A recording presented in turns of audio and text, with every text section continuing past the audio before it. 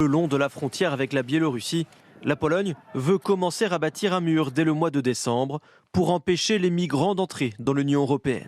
On sort d'un siècle qui a été celui d'un mur que nous avons abattu en 89 et je ne suis pas certain qu'il faille maintenant recommencer. Si le projet de construire un mur est maintenu, il devrait être terminé avant juin prochain et coûterait environ 350 millions d'euros. Macron qui, comme d'hab, était à la bourre. Hein. Alors vous êtes depuis combien de temps ici? Un petit moment, vous attendez. Je ne suis pas pour une Europe qui se hérisse de barbelés ou se couvre de murs.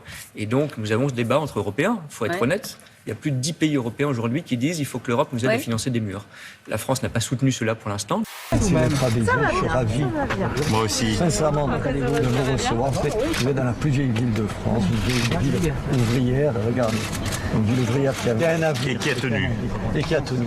Je propose qu'on mette le micro de Madame Dati et puis peut-être qu'on puisse profiter, parce que souvent les Parisiens qui suivent à distance ne profitent pas des paroles de Madame Dati. Un immense nuage de plus de 1500 débris de satellites est repéré hier matin sur la trajectoire de la Station spatiale internationale.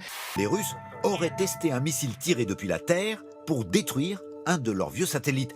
Le communiqué du patron de la NASA: je suis scandalisé par cette action irresponsable et déstabilisatrice. Il est impensable que la Russie mette en danger non seulement les astronautes américains et des partenaires internationaux dans l'ISS, mais aussi ses propres cosmonautes. Les 7 astronautes à bord de l'ISS ont dû être placés en sécurité dans leur capsule Soyouz amarrée à la station en cas d'une éventuelle évacuation d'urgence. Ce comportement dangereux et irresponsable met en péril la stabilité des relations dans l'espace.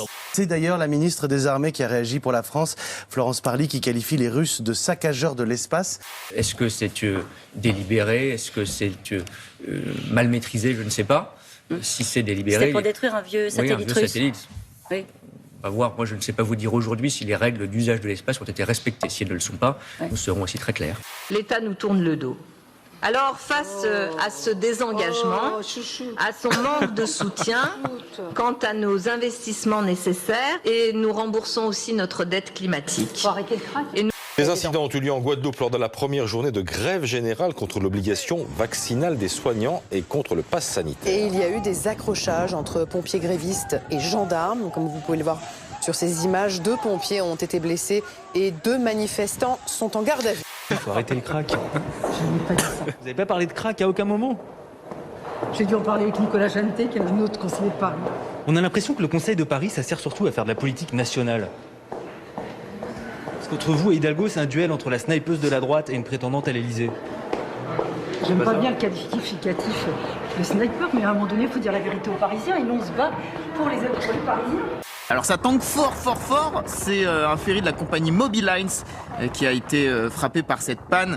Barnier président. Barnier président, vous n'avez pas de surnom chez vous. D'ailleurs, il n'y a pas que qui le disent, même Madame Hidalgo ce matin.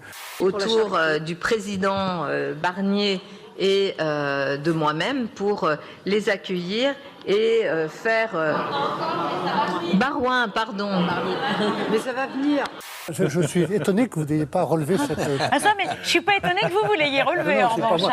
C'est pas moi qui l'ai relevé, mais quelqu'un m'a dit... Vous savez, la campagne présidentielle, ça n'autorise pas tout. Elle est en campagne présidentielle, là, au Conseil de Paris, aujourd'hui? Ça ne vous a pas échappé?